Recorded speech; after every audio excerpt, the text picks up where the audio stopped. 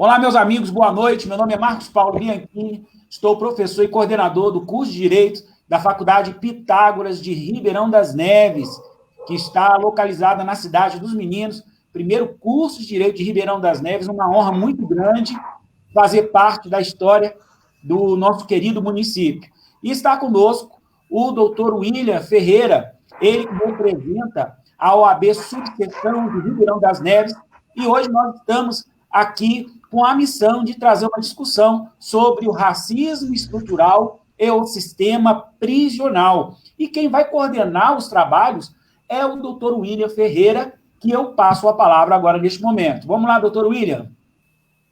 Boa noite, pessoal. É um prazer vir aqui novamente com essa parceria com a Faculdade Pitágoras. A OAB de Ribeirão das Neves tem um grande prazer nessa parceria, para a gente é muito importante. E hoje aqui nós estamos recebendo, claro, além do diretor Marcos Paulo Bianchini, que já vos fala, daqui a pouco eu apresento o currículo, estamos recebendo aqui também o Marcos Antônio Silva, que é mestre e doutorando pela UFMG em Sociologia, doutor Gilberto Silva, também professor. Eu estou aqui ainda com os currículos para eu falar corretamente, né? Eu vou voltar aqui no Marcos. Marcos Antônio, ele é mestre e doutorando em Ciências Sociais pela UFMG, é professor da rede de ensino, coordenador do Observatório Sociológico de Ribeirão das Neves e atua na produção de eventos de formação de agentes culturais da região metropolitana de Belo Horizonte. E o doutor Gilberto Silva é advogado, conselheiro seccional da Ordem dos Advogados do Brasil de Minas Gerais, presidente da Comissão de Promoção de Igualdade Racial da OAB-MG, diretor acadêmico da Comissão Nacional de Igualdade Racial da Abracrim, e o professor Marcos Paulo Bianchini, advogado, mestre em Direito Público, professor e coordenador do curso de Direito da Faculdade Pitágoras em Ribeirão das Neves, aqui em Minas Gerais. É um trio aqui de peso para falar de um tema que nos é tão caro e hoje está tão em voga, né? A questão do racismo, e também sempre esteve muito em evidência na comunidade acadêmica, e parece que hoje muito mais também na prática, porque o Estado sente o peso e a responsabilidade de termos várias pessoas encarceradas, que é justamente o aprisionamento.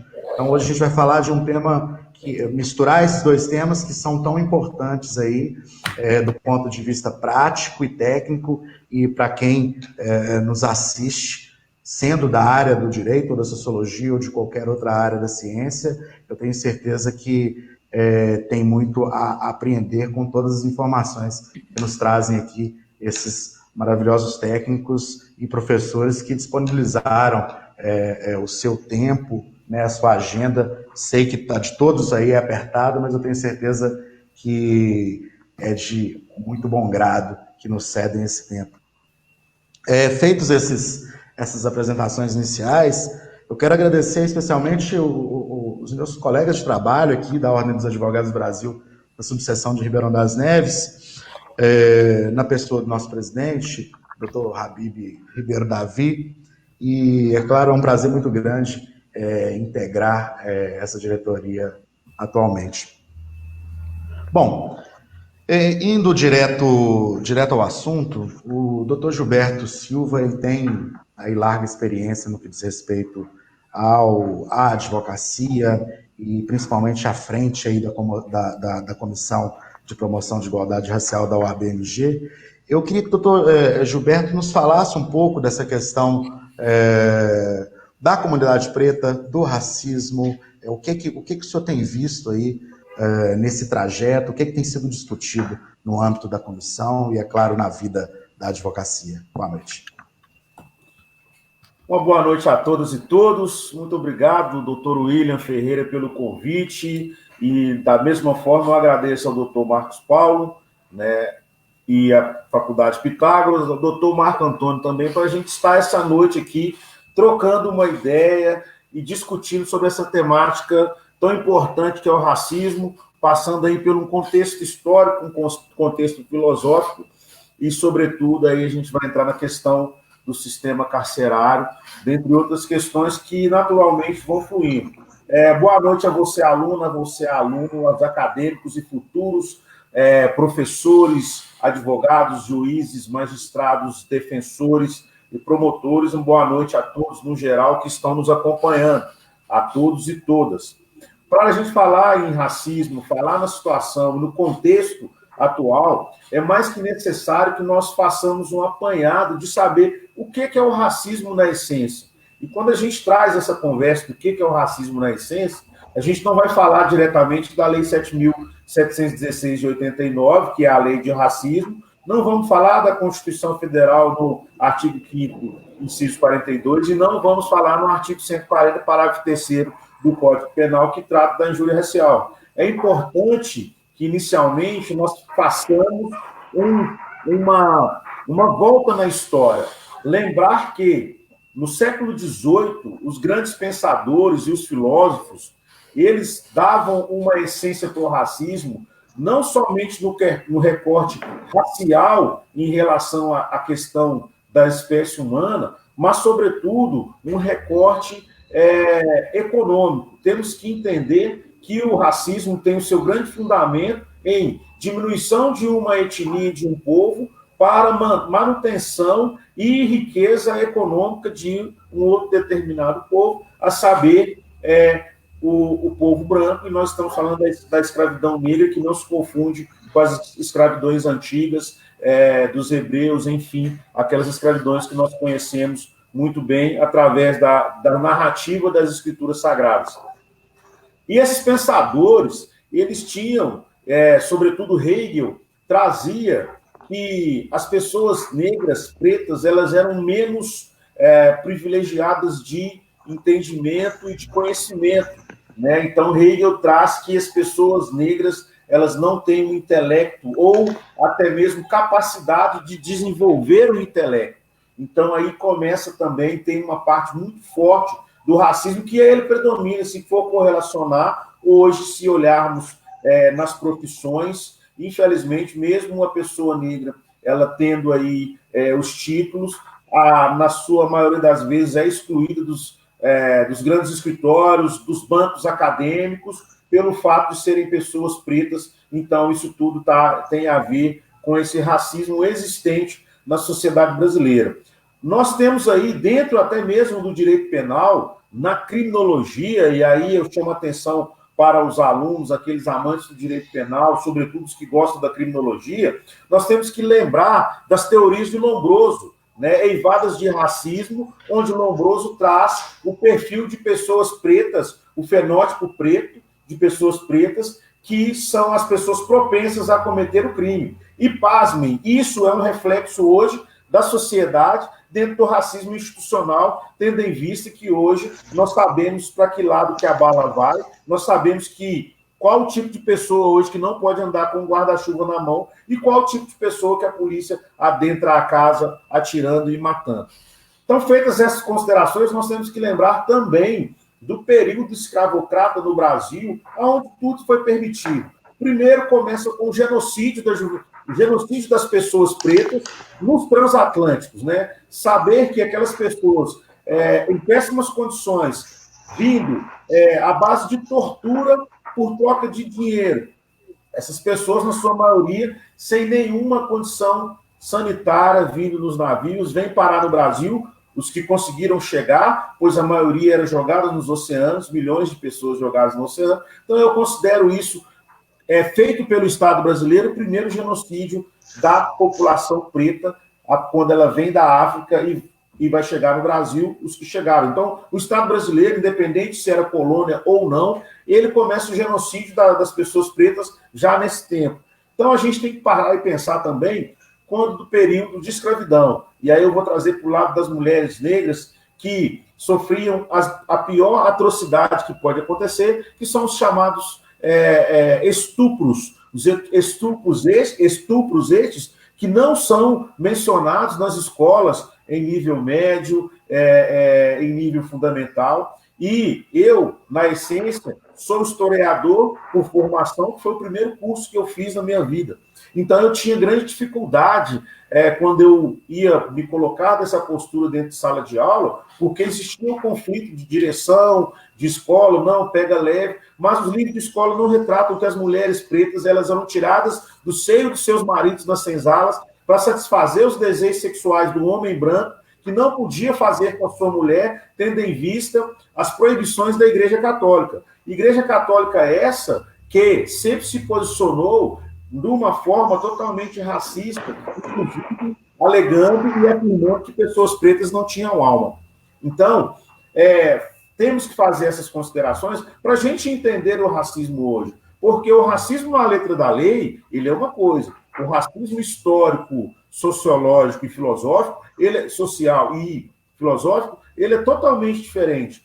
Então, a gente vem aí com esse período de escravidão, logo em seguida a gente tem a falsa abolição. E prestem atenção no que eu estou dizendo. A falsa abolição. Por que uma falsa abolição? Porque dá alforria para um povo sem comida, sem casa, sem moradia, sem lazer, sem saúde, jogado aí à margem da sociedade, tanto à margem da sociedade, que se olharmos, as pessoas pretas estão, de fato, à margem da sociedade, nas favelas, nos morros, enfim, totalmente excluída, e essa exclusão vem até os dias de hoje.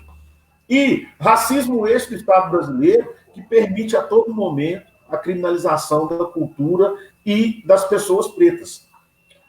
Por exemplo, o Código Penal de 1890, ele tinha a prática de capoeira, e pasmem, a capoeira hoje tida como patrimônio cultural, né? Ela foi criminalizada em 1890, quando o Estado brasileiro diz que a prática de capoeira ela seria uma contravenção penal passível de multa e detenção.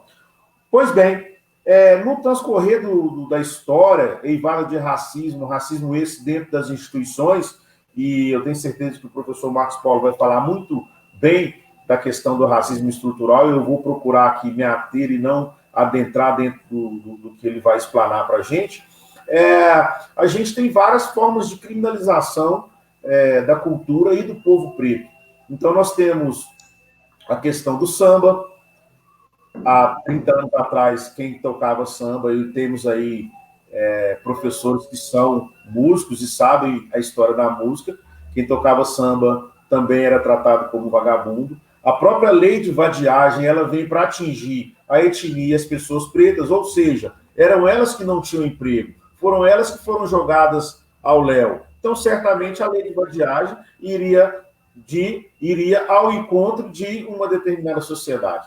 A falta de inserção das pessoas pretas no mercado de trabalho, isso a gente traz com todo o transcurso da história, também retrata e relata um Estado brasileiro totalmente colonial, né? Um Estado regido por pessoas não negras e, sobretudo, com pensamento eurocêntrico. Sim, o Brasil, ele é um país que tem, na sua essência, o pensamento eurocêntrico, e toda a história do Brasil a gente vai passar por uma questão que é a questão do branqueamento da população brasileira. E esse branqueamento ele está hoje em voga, e aí com a violência, com o genocídio da juventude negra, com o encarceramento em massa da juventude negra, tudo isso aí são reflexos de racismo institucional e estrutural, bem como esse processo de eurocentrismo com o branqueamento da população brasileira. Haja visto que, quando o Estado brasileiro precisava produzir, ele não deu terra para as pessoas pretas que teriam por direito. Ele importou a mão de obra branca, porque o Estado brasileiro estava tendo uma reprodução de pessoas negras, então era necessário que fizesse o quê? A higienização, conforme eles falam, o branqueamento da população brasileira, para manter o Estado brasileiro como um pensamento europeu e pensamento de colônia. E essas violências, elas vêm acontecendo no decorrer da história do Brasil. Se nós pegarmos a própria televisão brasileira, ela é uma televisão branca para uma população de 57% de pessoas pretas, e isso reflete nas estruturas do racismo. Por quê? Porque enquanto as pessoas pretas estão jogadas num canto, com a renda menor, sem ações afirmativas, que a todo momento tentam tirar as ações afirmativas, sem nenhuma política pública de igualdade, permanece toda essa estrutura do racismo, que é uma estrutura de domínio de uma etnia sobre a outra e submissão, bem como uma forma de se explorar alguém para que se obtenha valor considerável econômico para manter uma determinada etnia, um determinado grupo, que é esse grupo que tem o grande interesse em permanecer sempre nesse pensamento de colônia.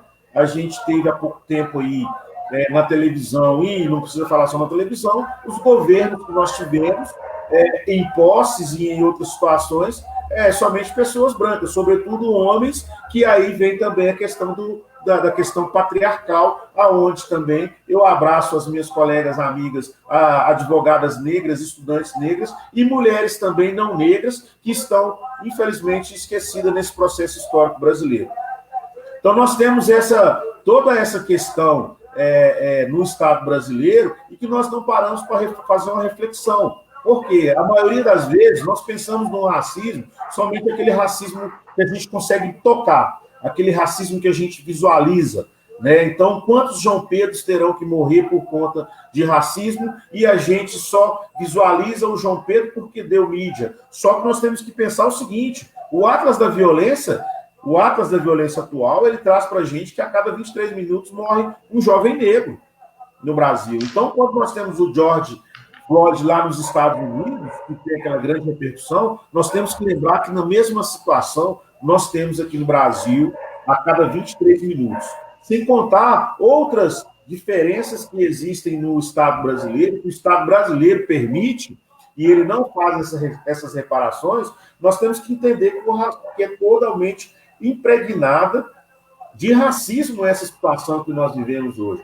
Racismo este que tem que ser discutido e debatido a todo momento. E racismo este que nós temos que passar pelo curso da história, né? Já caminhando para essa introdução histórica e de criminalização da cultura preta, eu quero trazer para a gente uma ilustração que eu sempre faço e eu sempre quero deixar como reflexão, né? Normalmente, quando nós temos a morte de pessoas pretas na favela ou em qualquer outro lugar, sobretudo por truculência e violência da polícia, a desculpa é que estavam morando na região de tráfico, que era troca de tiros, dentre outras desculpas mais esfarrapadas que existem.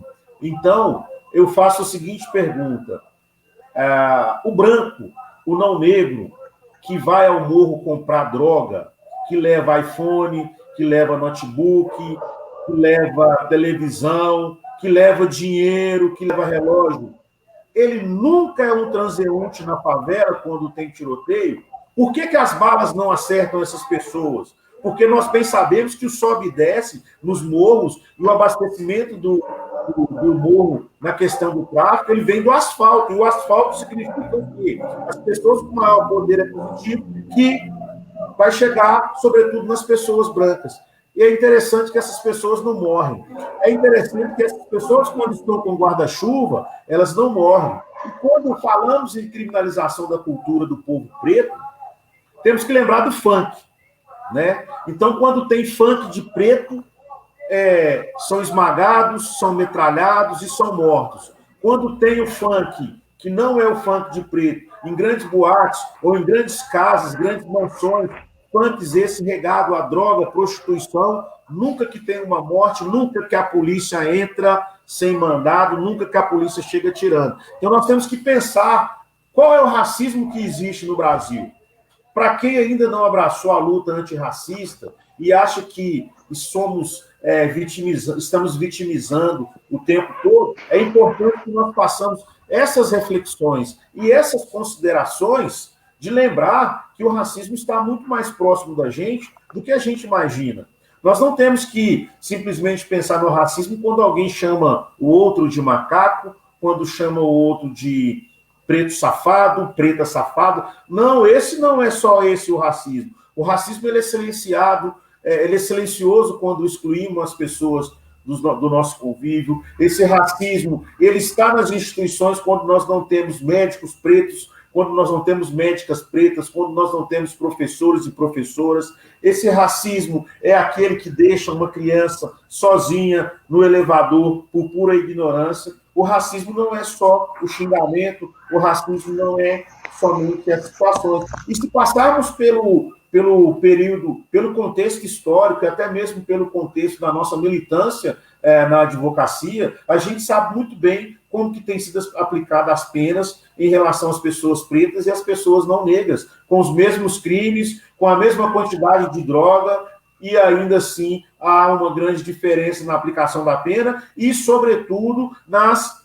audiências de custódia, onde crimes similares, a pessoa preta, com a mesma primariedade, ela permanece encarcerada e a não negra, ela sai pela porta da frente, rindo e saltitando. Então, essas considerações são importantes de serem feitas para a gente entender as estruturas do racismo, para a gente entender o racismo institucional, para a gente entender as diferenças de racismos existentes dentro da sociedade e lembrar que o Estado brasileiro ele é o grande mantenedor do racismo. E aí nós não podemos deixar de falar, e aí nós não vamos falar de questões político-partidárias, mas estamos aqui enquanto pensadores, nós temos que lembrar do retrato do Brasil hoje, onde o ministro da Educação sai ceifando cotas, né? E aí o Ministério da Educação tem que voltar atrás, e hoje voltou atrás, né, vendo esse absurdo. Mas esse mesmo governo, esse mesmo Estado brasileiro, e eu não quero individualizar para nome de ninguém, esse mesmo Estado brasileiro é o que coloca uma pessoa que não se reconhece negra para poder acabar com a história das pessoas negras dentro da Fundação Palmares. Então, o racismo ele está eivado de estrutura, eivado de estratégias. O racismo ele vem para matar, ele vem para dominar, ele vem para levar as pessoas vítimas de racismo à depressão. Mas uma coisa, sobretudo, é muito importante. Nós temos que lutar contra o racismo de uma forma totalmente eficaz, seja no caráter pedagógico punitivo, seja na educação e, sobretudo, nas políticas públicas de igualdade que sejam efetivamente aplicadas. Nós só vamos mudar a história do Brasil e o racismo existente no Brasil com a educação e políticas públicas de igualdade. Mas é necessário também, na conjuntura atual, e aí não é defendendo o Estado punitivo, mas é necessário que se tenha punição sim. Por quê? Porque aquele que possui bens e posses, ele, enquanto não tem punições severas, sobretudo indenizações pelo dano que ele causa a outrem, dano moral, ou seja, aquele dano que vai no íntimo da pessoa, e nós sabemos muito bem, sobretudo em relações de trabalho, o quanto pessoas negras sofrem na mão de seus patrões, que abusam a todo momento desse racismo estrutural. Então, essas são as considerações que eu queria trazer para a gente dialogar nessa noite. Lembrar que nós temos a Lei 7.716 de 89, que fala do racismo, mas não fala somente no artigo 20, que é ofender a outrem pela sua cor, etnia e religião. Temos que ler essa lei, porque ela fala, sim, da proibição de entrar em elevador. Então, quando a gente fala, não me deixou entrar no elevador e mandou eu ir no serviço.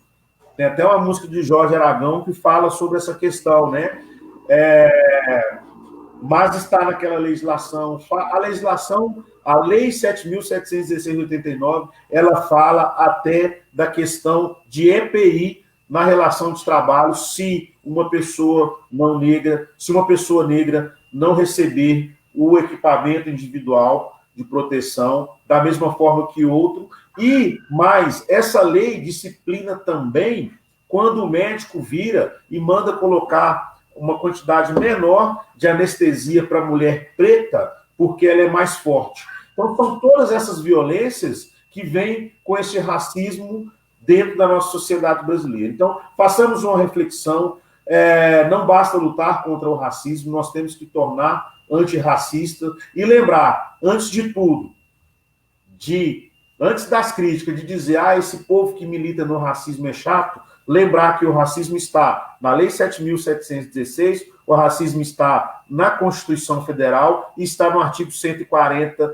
parágrafo 3º. Então, fazendo esse pensamento, tem que lembrar que homicídio está na lei, então quem falar de homicídio é chato, quem falar de Maria da Penha é chato, quem falar de qualquer coisa que está esculpida na lei é chato. Então, rasgue o seu racismo e vamos aplicar a lei, vamos mostrar o cartão por racismo. Uma boa noite a todos e todas, vamos continuar aí nesse debate maravilhoso. Obrigado, William, pela oportunidade. Eu que agradeço, nós que agradecemos pelas palavras, doutor Gilberto. Eu acho importantíssimo trazer essa sua visão, e eu sei que é uma visão de quem está todos os dias, além de atuando na advocacia com excelência, eu sei que defende todos os direitos aí de todas as pessoas que lhe procuram, mas também, especialmente, à frente da comissão, né, trazendo todas as discussões aí que são tão importantes para a gente. E, aproveitando o gancho, eu queria que o professor Marcos Antônio explanasse para a gente sobre essa questão da estrutura do racismo, tudo isso que o doutor Gilberto já tinha falado, né, sobre essa questão histórica, explanasse para a gente também numa visão sociológica e também pegasse um pouco aí do nosso gancho mais na frente. Nós estamos transmitindo de Ribeirão das Neves, né, somos daqui, eu acho que é importante que o professor Marcos tenha um trabalho importantíssimo aqui à frente do Observatório Sociológico. A Faculdade Pitágoras também cedia, também está no município, né? Eu acho importante falar dessa questão do racismo estrutural e também um pouco do nosso município aqui. Com a palavra, por favor, professor. Gente, então, boa noite a todas e todos, né? Primeiro, agradecer o convite ao William, o Marcos, o doutor Gilberto. Deixa eu só te interromper um minuto, Marcos, desculpa. Eu estou aqui, eu já estou fazendo algumas linhas de transmissão aqui. Eu queria pedir para o pessoal que está nos assistindo, eu vejo que a live já está crescendo, com várias pessoas assistindo. Quem estiver assistindo, dá um like, compartilha aí, que eu acho que o assunto é de extrema importância para todos. Então, quanto mais likes tiverem, quanto mais compartilhamento, essa live vai atingir mais pessoas. E essa discussão está bastante rica hoje. Acho que é bastante importante. Então, para um pouquinho aí, dá aquele like, compartilha para a gente, que é importantíssimo essa divulgação. Beleza? Com a palavra de novo, professor, desculpa. Tá ótimo. Obrigado pelo convite, né? Que, igual o William falou, da relevância do tema, e acho que a primeira coisa que eu tenho que discutir aqui, falar dessa relevância também, a primeira coisa que é interessante, é esse diálogo entre o direito e a sociologia. A gente tem feito, em alguma medida, esse diálogo em Neves, a OAB e também com a Faculdade de Pitágoras, e como engrandecedor, né, essas duas áreas dialogando. E eu tenho uma tarefa, inclusive, o doutor Gilberto deixou fácil, né, que ele levantou várias bolas aí para mim nessa discussão. Ele falou do Lombroso, ele falou desse processo histórico. Então vai ser foi tranquilo, ele me ajudou muito, né, eu vou poder encurtar bastante o caminho, né, do caminho árduo, né, que é discutir o que é racismo estrutural, né, no Brasil. E geralmente o sociólogo ele tem uma tarefa difícil de explicar uma questão que é o seguinte: por que, mesmo não existindo raça entre os seres humanos, existe racismo, e por que a gente ainda fala disso, né? Porque quando a gente vai falar, e acho que a primeira coisa para ser discutido quando fala de racismo estrutural, é interessante discutir a dimensão do racismo, que geralmente, igual o doutor Gilberto apresentou aí, a gente só consegue enxergar o racismo do indivíduo. E a tendência é achar que é um desvio de caráter, que aquela pessoa está fazendo aquilo ali porque ela é pessoa má, aquela discussão, e a gente não resolve o problema do racismo de forma definitiva. Isso porque o racismo é muito mais que o indivíduo. E acontece muito isso, por exemplo, quando a gente vai falar de racismo e ainda vai discutir numa dimensão de penalizar. Por exemplo, em inúmeros casos, né, eu como professor, eu acumulo, na minha experiência como professor de ensino médio, relatos de alunos que falam sobre as diversas violências institucionais que eles sofrem, por exemplo, na dimensão da escola. A escola é um lugar extremamente violento nessa questão étnico-racial. Ela é violenta tanto por ações diretas como pela ausência do Estado, né, da polícia, inclusive, como os alunos de escola pública em Ribeirão das Neves relatam como são feitas as abordagens. Inclusive, quando a gente começa a apresentar a dimensão de direitos humanos, falar desses direitos básicos, existe aquela confusão, né? Por que o meu direito está garantido se um agente do Estado me trata dessa forma e deveria ser o agente do Estado que iria garantir esse direito, que é a complexidade, né? E também ele é numa dimensão institucional, e é comum acontecer casos, igual direto se transmite na mídia, né, de um segurança, ele vai perseguir, vai discriminar uma pessoa, a empresa vai e manda esse segurança embora e acha que o problema está resolvido. E a gente percebe que não. A própria formação daquele segurança, institucionalmente, foi construída para ele, de fato, fazer o que ele fez para depois ser mandado embora.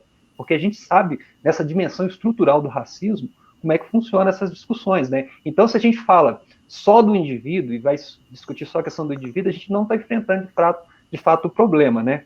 E aí tem essa questão, o doutor Gilberto apresentou muito bem, o racismo, ele é muito forte institucionalmente, ele está em todas as dimensões da sociedade, e ele falou sabiamente essa questão, quando ele vai discutir a questão da mulher negra, a violência obstétrica, né, de como é feita essa discussão e como é racializada essa questão, e a medicina ela vai apresentar isso, né, e nas mais diversas dimensões, na cultura, então, e aí essa dimensão estrutural do racismo, que ele vai dimensionar essa questão, né. E o mais importante, aí eu estou trazendo para a minha discussão, né, porque se eu apresento, o doutor Gilberto falou de Lombroso, que é um caso importante tanto para o direito quanto para a gente da sociologia, porque ele vai iniciar uma discussão da pseudociência sobre raça, e essa pseudociência ela ficou conhecida como eugenia, que ela fundamentou tanto o nazismo, as políticas de supremacia racial nos Estados Unidos, e também no Brasil foi muito famoso. O doutor Gilberto, como eu falei, ele me ajudou muito nessa fala dele, porque se a gente for observar para a história do Brasil, e no final da escravidão no Brasil, quando acabou a escravidão virtual, muito bem colocada essa ideia, porque não se acaba com esse processo só fazendo uma lei escrevendo, né? A gente sabe da dimensão da importância das leis, mas sabe também do limite, né? Porque se não fosse... essa lei foi muito baseada num conceito que a gente ainda tem hoje, que a gente, eu acho que pode explorar mais para frente, que é o conceito da meritocracia. Como ela é utilizada para perpetuar desigualdades e como as ações afirmativas são importantes para a gente desconstruir esse mito de que existe igualdade no Brasil de fato. Enfim, essa discussão. E aí, dentro do contexto brasileiro, no final da escravidão, o objetivo, de fato, era clarear a raça, né? Que o final da escravidão no Brasil, muito virtual, igual o professor botou, está muito nessa dimensão. Mas vamos, para o começo, entender por que eu chamei isso de pseudociência e por que ainda ela tem reflexos hoje, né? Porque se eu perguntar hoje para um biólogo e perguntar se existe raça entre os seres humanos, ele falar com certeza não.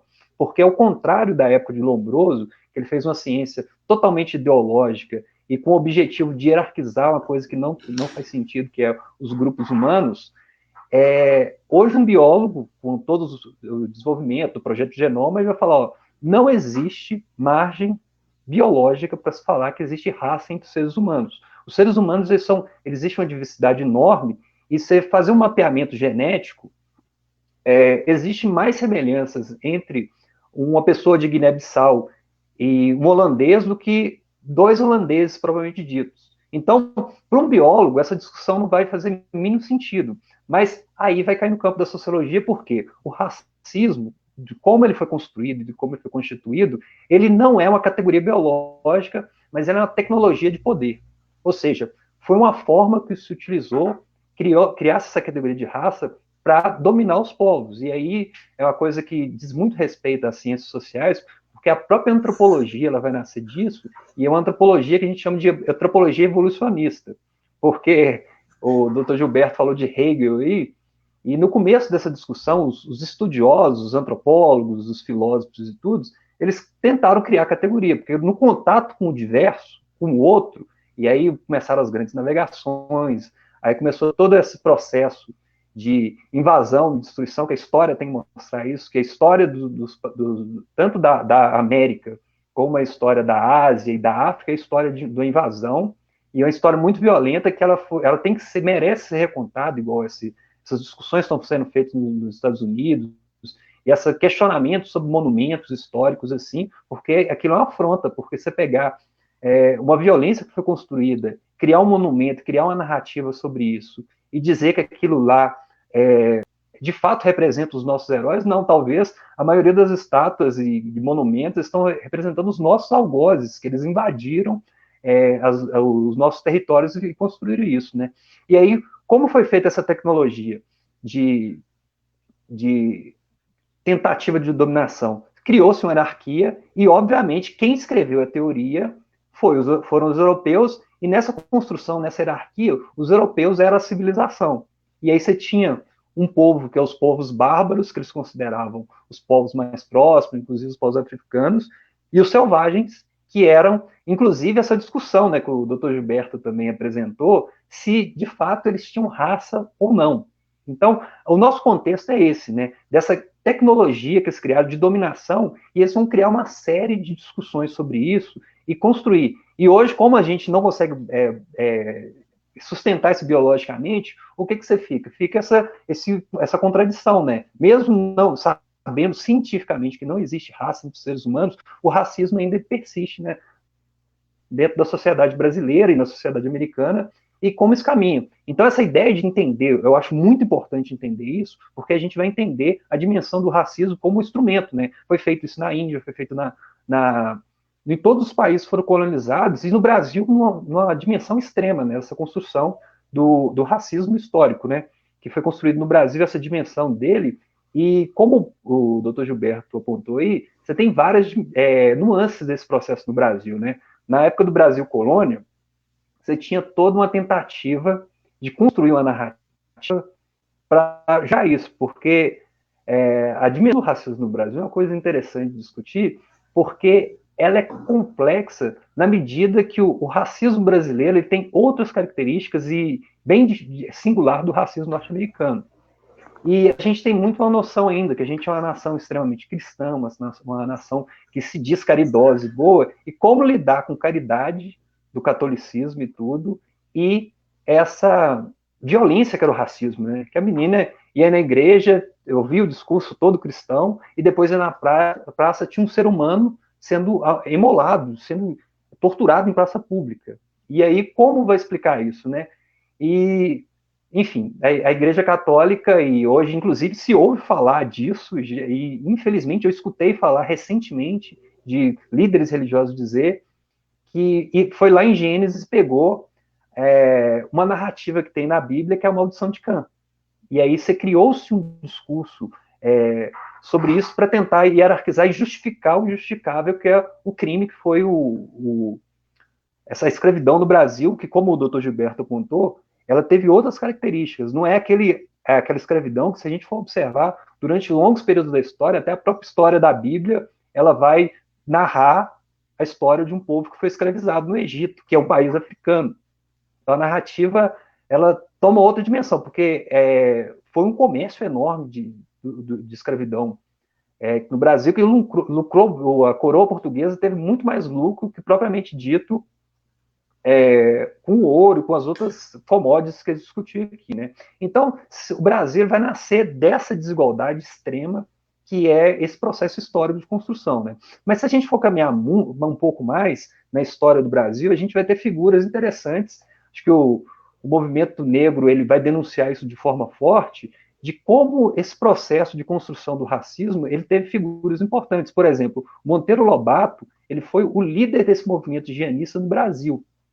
E aí era uma discussão mesmo, de verdade, que eles acreditavam que a questão racial no Brasil era problemática de qual sentido? Eles achavam que os negros tinham as características deles, os indígenas tinham as características deles e os brancos tinham as características deles. O problema, de fato, era o brasileiro, enfim, que era um ser miscigenado e, segundo eles, degradado. E a ideia, como o Dr. Gilberto apontou aí, do processo de construção disso, era clarear a raça no Brasil. E aí você tem uma imigração e tem até eventos interessantes, né? Porque esse mito de que você tem no Brasil, ao contrário de outros países que tem muitos conflitos ligados à questão racial, e o Brasil, historicamente, a gente tenta desconstruir isso e apontar que existem os conflitos e as violências são enormes. O Dr. Gilberto, ele citou uma coisa interessante aí sobre o estupro das mulheres negras, né? E isso é uma dinâmica da cultura brasileira, e dentro desse processo de construção dessa desigualdade, de clareamento, enfim, da tentativa de trazer migrantes para cá para tentar clarear a raça. Pense bem, acabou a questão da escravidão, mas em vez de tentar integrar as pessoas que foram escravizadas à sociedade brasileira, não, ao nível de violência, né, que eu acredito, e os relatos históricos também apontam isso, nem aquele lugar que ele estava ocupando dentro das fazendas e tudo, a ideia era colocar pessoas brancas, porque o nível de racismo que você tinha era tão grande, mas tão grande, que eles acreditavam que deveriam outras pessoas ocupar aquele espaço que as pessoas negras ocupavam na condição de escravo, né? E aí você tem, caminhando na história, e essa discussão, você vai ter um divisor de águas desse processo, que é o Gilberto Freire e a sua tese sobre o mito da democracia racial no Brasil, que a gente chama, é bom pontuar que é mito, porque o Gilberto Freire, ele, no Casagrande Senzala, por isso que eu lembrei, assim, quando ele falou, eu lembrei na hora de é necessário fazer esse link, ele fala que o Brasil é caracterizado, diferente dos outros espaços no planeta, inclusive Estados Unidos, que é a evidência mais evidente, essa coisa mais evidente dessa discussão racial. O Brasil, ele não tinha esse problema, porque o Brasil foi feito de um processo de miscigenação. Mas ele esquece no livro, na verdade no livro Casagrande Senzala, quando a gente lê atentamente, ele fala disso. E ele fala que esse processo do nível de violência, né? Porque a miscigenação brasileira, quando ela ocorreu, ela foi feita a poder do estupro da mulher indígena e da mulher negra. Porque o que acontece? É comum entre nossos avós, principalmente a minha avó tem essa narrativa de que a avó dela foi pega no laço. Então era uma indígena que foi pega no laço e foi violentada, e a mesma coisa era isso, né? Que você tinha inúmeras da literatura brasileira, dos livros e tudo, e novelas e tudo, que mostra muito evidente essa questão de como você tinha um processo que, pelo que o Gilberto dá a entender essa questão da miscigenação, de como foi feita essa discussão, parece que o homem branco ia lá e casava, e não era assim, ele estuprava a negra na senzala, a mulher negra, e não assumia, e você tinha filhos bastardos, e a sociedade brasileira, a miscigenação foi feita a partir dessa violência. Então, apresentar isso, Gilberto Freire, só que o Gilberto Freire, acho que é interessante pontuar isso, ele foi tão bom na escrita dele, ele escreveu tão bem sobre isso, o livro realmente ele tem um poder de literatura, e quando você lê, ele ensina muito sobre o Brasil, por mais que ele tenha esses vícios, né, que é o mesmo vício da antropologia, de um europeu olhando para os outros povos e classificando como inferior a partir da perspectiva dele. O Gilberto Freire é uma perspectiva de uma pessoa da Casa Grande que está olhando para a senzala e não sofreu aquelas dores ali, e ele está falando do lugar do opressor. E aí, nesse sentido, a história do Brasil vai caminhar nessa lógica, né? E o Gilberto Freire, ele foi tão bom no discurso dele, foi tão bom na literatura, um dos maiores intelectuais que a gente tem na humanidade, não é só do Brasil, não. Ele conseguiu convencer nos Estados Unidos que o Brasil tinha feito esse processo, e os Estados Unidos da década de 50 e 60, a exemplo de que hoje, ele estava numa convulsão social enorme, assim, o Martin Luther King lutando, Malcolm X e tudo, e é um problema, inclusive hoje como é um problema, também era um problema no passado, essa discussão da questão racial nos Estados Unidos, e os pesquisadores, enfim, os políticos norte-americanos falaram, vamos lá no Brasil aprender a fazer a democracia racial, quem sabe a gente pode aprender a fazer. Aí teve a missão da Unesco, e é legal os relatos, assim, de bastidores disso, porque veio uma equipe, inclusive formada de intelectuais negros americanos e tudo, na USP, com a pompa e com a circunstância que sempre tem nessa questão brasileira, só que quando chegaram na USP, eles tomaram um susto, né? Porque chegaram na universidade totalmente branca, não existia um negro no grupo de acadêmicos, de estudantes.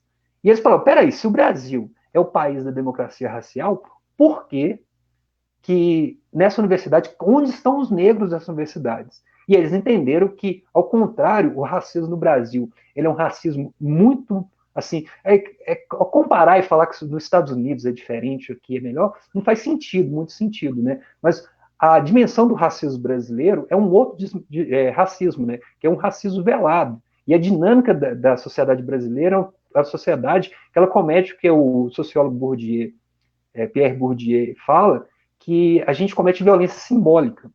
E a violência simbólica é quase um crime perfeito, porque essa violência é a violência que ela é parte que ela é feita a partir de constrangimentos psicológica, que a própria vítima dessa violência, ela começa a achar aquela violência que ela sofre justa. E aí, no Brasil, a gente foi perceber, e aí mais para frente nas discussões sociológicas sobre isso, a gente entendeu que a sociedade brasileira ela é mapeada. E tem lugares que as pessoas negras podem estar, que não vão causar desconforto, e o nível radical dessa violência, que aí, por exemplo, a gente tem a história das empregadas domésticas, tem a história da população carcerária, enfim, tem o lugar do negro na sociedade brasileira, tem o lugar do branco. O Brasil não vai ter problema nenhum enquanto ninguém ultrapassar essa linha. O racismo começa a ser um problema quando a população negra, indígena, de forma geral, ela sai do lugar que foi pré-determinado para ela. E aí você vai ter conflitos quando você tiver um médico negro, quando você tiver um advogado negro, e as pessoas vão começar a questionar aquele lugar dele, por que ele está naquele lugar ali. Então, você vai ter essa discussão e a complexidade dessa discussão no Brasil, e por que ela é estrutural, e por que ela tem que ser discutida nessa margem. E uma coisa também, para finalizar aqui, que eu já estou me alongando um pouco, é a importância da gente, para além de discutir essa questão da questão racial, discutir também branquitude, porque é extremamente necessário, porque quando a gente faz essa discussão, e aí a gente parece que invisibiliza, e as pessoas brancas parecem que não têm cor dentro desse debate. E a gente discutir isso, inclusive, discutir privilégios, porque essas discussões, elas incomodam tanto porque ela evidencia privilégios, e aí a dificuldade de entender isso, né? De linhas gerais, eu queria apresentar isso, tem uma série de outras coisas para discutir, mas eu acho que na conversa a gente pode apresentar mais algumas coisas, e mais para o final, eu fiz o para casa, né? Eu acho importante a gente discutir essa questão em nível global e falar de conceitos e tudo, mas é interessante entender como isso bate na nossa porta, né? E como essa realidade dentro da região metropolitana, e para a gente não ficar só na questão de ideias, eu trouxe aqui, depois mais para frente, se tiver a oportunidade, de apresentar como se estrutura isso em dados e como o racismo, a gente não está discutindo, inventando, que parece que sempre nessa discussão e no debate cotidiano, acho que é uma questão ideológica, né? Mas assim, a gente está discutindo coisas que são evidenciadas por dados a todo momento. Eu trouxe alguns dados aqui que a gente pode explorar nisso mais para frente. Bacana. Em Minas Gerais é isso. Agradecer também ao professor Marcos aí pela explanação, que já casa muito bem com o que o professor Gilberto já tinha explanado, né? Complementam os assuntos. Essa questão da estruturação do racismo na sociedade, que é um ponto aí chave para a gente fazer os nossos questionamentos. Aliado a isso, eu quero passar, a gente já está aqui há 47 minutos de live, passa tão rápido porque o assunto é tão envolvente, que a gente não vê o tempo passar. Eu e o Marcos mesmo, quando Marcos Antônio, nós encontramos com uma certa frequência por conta de outros trabalhos, a gente começa a conversar sobre essas questões e varamos horas e horas. Vou pedir novamente para o pessoal que está nos assistindo aí, para poder dar o like, compartilhar. Acho que o assunto está muito rico e quem não está assistindo ao vivo tem a oportunidade de assistir posteriormente aí no YouTube, no Facebook e no Instagram.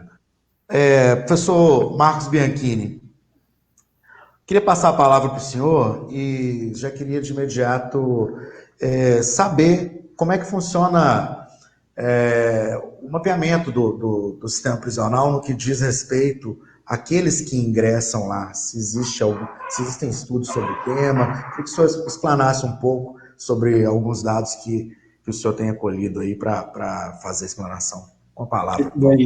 Obrigado, doutor William, pela palavra. Quero cumprimentar o doutor Gilberto Silva pela eloquência aqui, né, e com a propriedade que pôde transmitir essa bagagem de experiência vivida como historiador, como operador, como membro da comunidade jurídica. Certamente, aqueles que estão acompanhando aqui, que assistirão essa live posteriormente, serão enriquecidos com a experiência que foi transmitida pelo doutor Gilberto. Também doutor Marcos, que é nosso colega sociólogo, né? Já dizia Miguel Reale, onde está a sociedade está o direito, onde está o direito está a sociedade, né? Então, cumprimentar meu amigo Marcos Antônio, que é uma pessoa de grande referência aí, e colega do magistério na cidade de Ribeirão das Neves. Estamos aqui justamente fazendo história em Ribeirão das Neves, ele também que faz parte do observatório, né, aqui de Ribeirão das Neves, e tem que ter um espaço aqui para trazer as reflexões do estudo científico que eles têm produzido aqui no que diz respeito ao tema que nós tratamos hoje sobre racismo estrutural e o sistema carcerário. E comigo ficou a incumbência justamente de trazer essas reflexões científicas, esses dados estatísticos no que diz respeito à população negra, como ela tem sido, como tem sido povoado o sistema carcerário, e só ressaltando aqui, isso aqui é importante para a gente hoje, porque Ribeirão das Neves, ela possui a maior vara de execuções criminais do Brasil, quiçá da América Latina, né? Então, muitas pessoas que estão nos ouvindo e assistindo aqui são pessoas que convivem diariamente com o sistema penitenciário. E não somente os moradores de Ribeirão das Neves, mas nós, né? Doutor Gilberto, que é advogado criminalista, doutor William, que é advogado criminalista, eu que sou advogado criminalista, sou professor de direito penal, especialista em direito penal, processo penal, e sempre quando eu falo sobre teoria da pena, professor William, que teve a participação com a gente dos delitos e das penas de Cesare Beccaria, né? A gente vê que o sistema penal, ele é seletivo. E ele é seletivo no que diz respeito a alto índice de punição de preto e pobre, e também daqueles que têm baixo nível de escolaridade.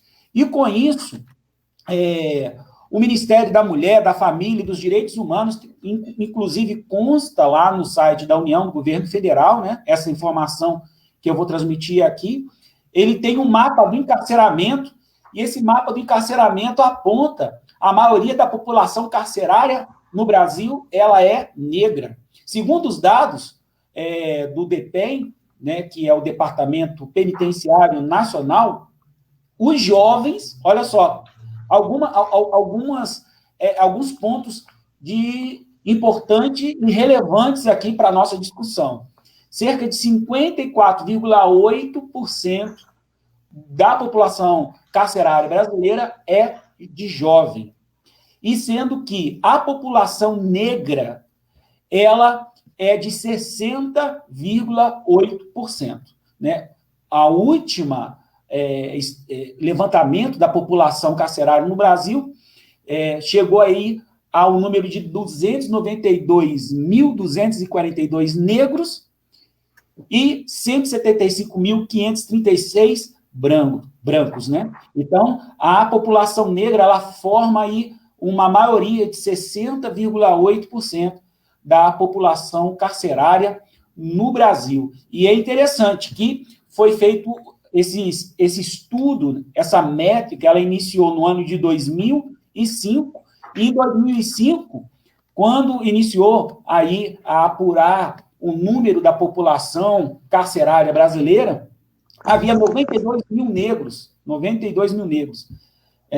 Passaram-se aí 7 anos, 15 anos, e essa população aí quase que triplicou. Hoje tem 292.242 negros formando aí. Então, além de crescer em número, cresce também em percentual. Então, em 2005, eram 53% que formava da população carcerária eram de negros. Hoje, é 60,8%. Então, isso mostra aí uma população negra, maioria, no sistema prisional aqui no Brasil. E uma coisa interessante, que além de, olha só, 54,8% são jovens, 60,8% são negros, e 60% da população carcerária não possui ensino fundamental completo. 60%.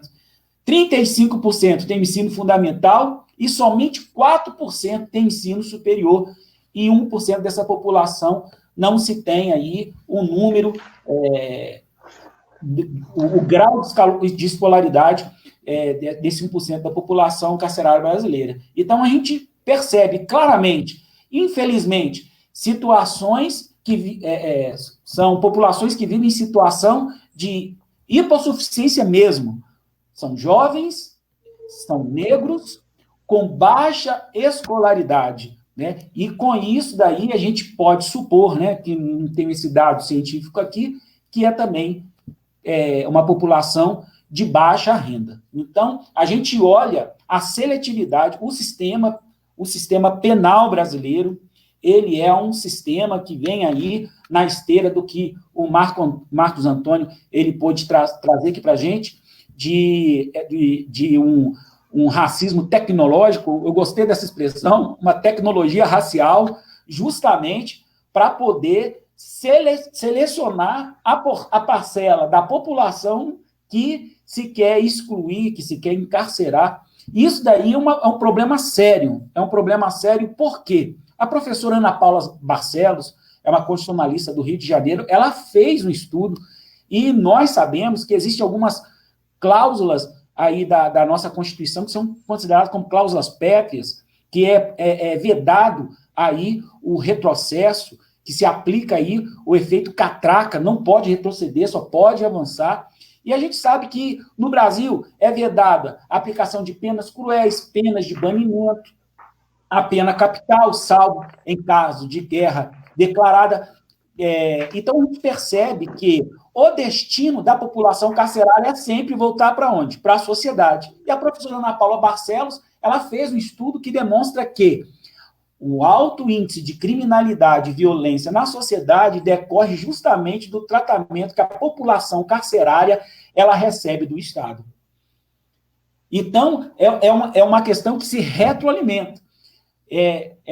Aquele viés da teoria da retribuição da pena, né, ao mal do crime, o mal da pena, uma teoria absoluta que se mostrou ineficiente, né, e superada aí pelas teorias relativas da pena, mas o que nós percebemos claramente é essa seletividade, essa escolha, a punição, o direito penal seletivo a serviço, né, de uma ideologia, e aqui de uma estrutura, como diz o professor Marcos, como diz o professor Gilberto, justamente que visa aí a punição dessas pessoas que, infelizmente, elas carecem de oportunidade na sociedade. E teve uma coisa que me incomodou muito, e eu até parabenizo meus colegas, que nós superamos aí a questão de citar nomes aqui, e nem entrar em questões políticas que estão tão afloradas aqui na sociedade, mas a gente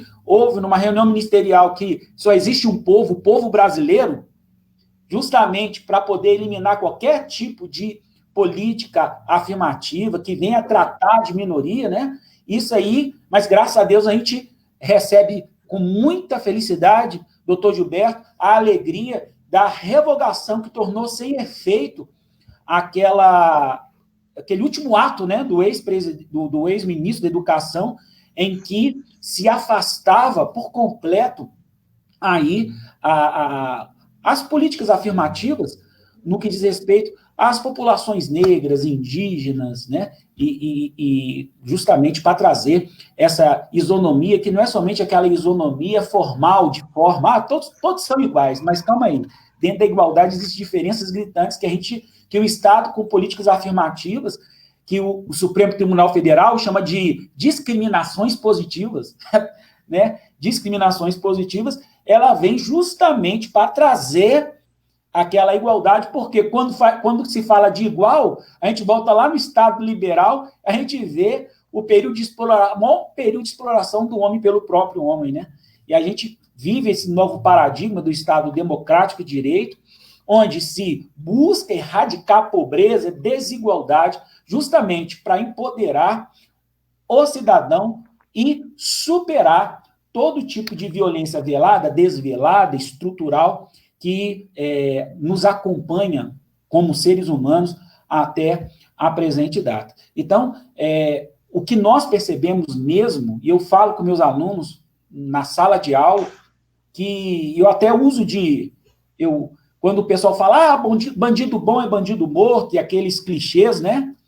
E certamente o professor Marcos Antônio aqui vai trazer alguns dados aqui para a gente, né? Foi feito até um estudo, tem um branco correndo e tem um negro correndo. Se o branco correndo, ele está praticando Cooper. O negro, ele está fugindo da cena de um crime, e a gente observa essa questão que está enraizada de forma muito triste no seio da sociedade. Então, aqui só para concluir, né, o que nós percebemos é que essas deficiências, elas precisam de uma solução. Jovens formam a maior parte da população carcerária, com 58%. Os negros formam a maior parte da população carcerária brasileira na atualidade, 60,8%. E nós temos aí 60% dos indivíduos privados de liberdade que não possuem sequer um ensino fundamental, baixa escolaridade, que leva, inevitavelmente, à baixa oportunidade que impõe uma baixa renda. Então, são esses dados que eu trago aqui como contribuição para o nosso debate agora, William. Muito bacana, professor Marcos Paulo. Eu acho que complementa esse ciclo aí do debate, que é justamente falar aí sobre a questão do racismo estrutural e o sistema prisional. Eu acho que são dados aí que devem ser observados, né? Veja que a maior quantidade dos encarcerados está dentro da população negra. O negro, ele é o maior atingido pelas agências, né, encarregadas pela persecução penal, e isso denota, comprova tudo aquilo que já nos foi dito aí, tanto pelo professor Gilberto quanto pelo professor Marcos Antônio. Quero, daqui a pouco, passar para algumas perguntas. A gente está passando agora há pouco de 1 hora de live. Antes disso, tem um pessoal já comentando aqui, parabenizando pela iniciativa, o Dr. Wesley, que é advogado, Joyce, Sabrina, Marcos Brey, que é um grande amigo aqui de Ribeirão das Neves também, Fábio Piló também, já passou, o Fábio Piló, que é um grande amigo, advogado, sempre atuante aí no direito penal, Cíntia Gomes, o Herbert, Amanda Monteiro, Cirlei, que é um grande amigo aqui também de Ribeirão das Neves, Rodolfo Correia, advogado, Sônia Marra e uma série de outras pessoas, inclusive a Sabrina Rodrigues, ela fez uma pergunta agora há pouco, que foi justamente qual que é o perfil e aí eu queria voltar um pouquinho ao assunto no professor Marcos Paulo, qual que é o perfil da população carcerária de Ribeirão das Neves. Eu não sei se o senhor chegou a analisar esse aspecto regional ou se foi numa questão Brasil. Esse levantamento, o mapa do encarceramento, ele é a nível Brasil, né? Mas, assim, eu também não posso nem falar de forma precisa, porque a gente não tem dados a respeito disso. Mas talvez o professor Marcos Antônio aí, não sei se ele tem essa pesquisa, ele que trata aí mais da questão regional da nossa Ribeirão das Neves. Você tem alguma coisa aí, professor Marcos, a respeito da população carcerária? Se segue essa mesma tendência nacional? Não, bom, quando a gente fala de população carcerária de Neves, a gente tem que entender que Ribeirão das Neves é um município que ele hiperconcentra a população carcerária. Inclusive, quando a gente pensa na região metropolitana de Belo Horizonte, a gente pensa que tem lugares que eles foram... Cada um tem uma especificidade, né? Por exemplo, Belo Horizonte é o centro que vai acolher economia, cultura, essas questões. Já Betim, Contagem, meio polo industrial. E Ribeirão das Neves, ele vai ficar infelizmente, inclusive a gente fala com muita dor e indignação dentro dessa região metropolitana com a população carcerária de forma geral. Então, o Ribeirão das Neves, pela quantidade de unidades prisionais que tem, ele hiperconcentra, né? Inclusive é um ônus que a população de Ribeirão das Neves paga muito pesada sobre isso.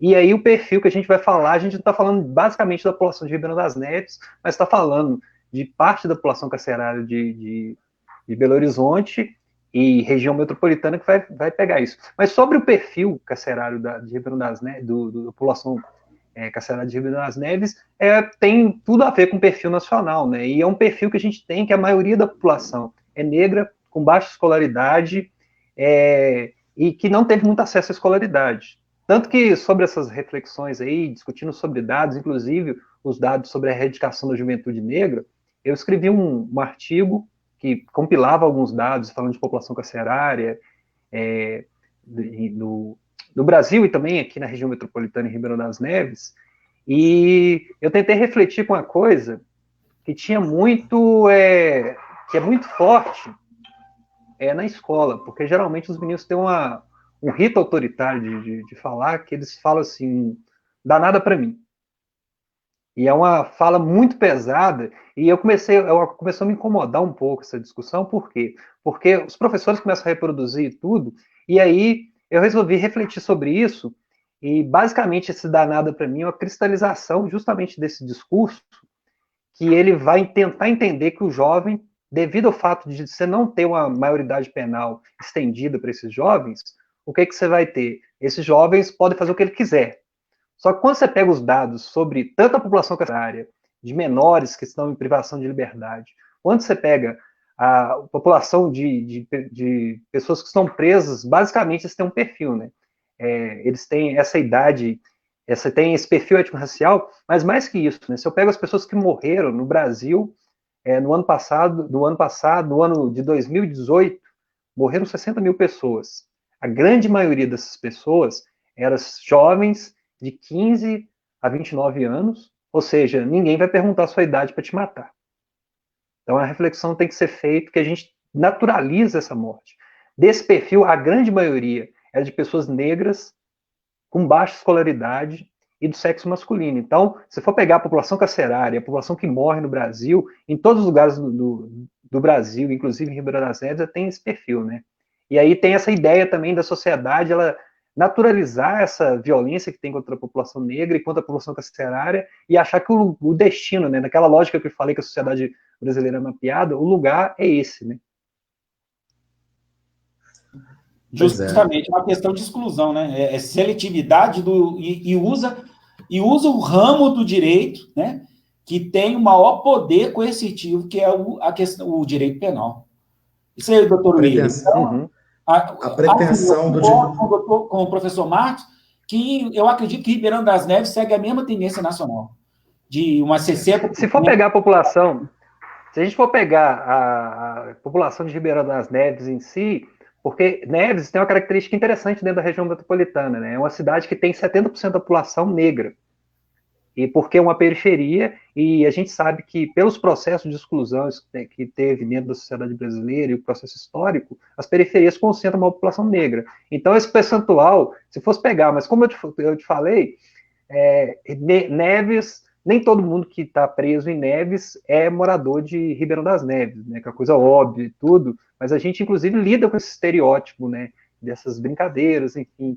Mas de forma geral, se for pegar dentro da população jovem de Ribeirão das Neves, deve ter mais, porque a população nevense ela tem um maior percentual de pessoas negras. Isso daí. Pois é, eu te dizia agora há pouco a pretensão do direito penal de resolver todos os problemas do mundo, né? Na verdade, quando muito direito penal, ele deve ser encarado muito mais como garantidor de direitos do que instrumento para punição, né? A gente tem que fazer sempre essa reflexão.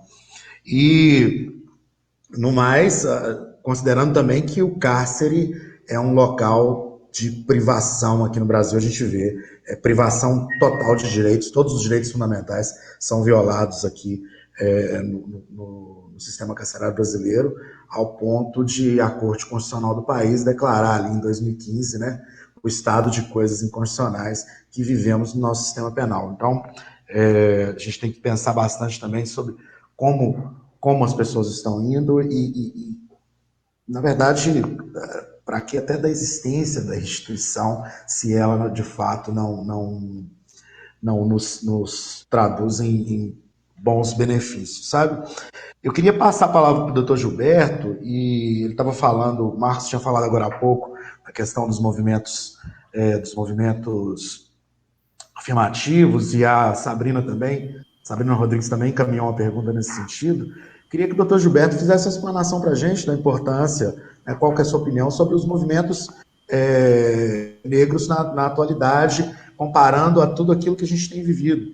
Veja que a gente viu agora há pouco a morte do George Floyd nos Estados Unidos, nós vivemos também agora há pouco a morte de um garoto no Rio de Janeiro que caiu de 9 andares de um prédio, como várias outras situações, a gente vê diuturnamente um aumento muito grande da violência policial, em especial sobre a população negra, e dizendo que hoje eu via uma reportagem que, de fato, a violência policial não é da maioria dos policiais, é uma minoria que insiste em utilizar a violência como forma de poder.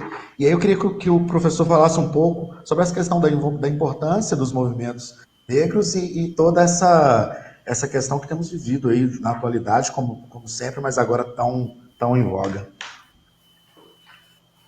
Pois bem, falar em movimento negro, a gente não pode deixar de lembrar de todos os movimentos negros, sobretudo o nascimento do movimento negro, tanto no Brasil quanto em qualquer parte do mundo.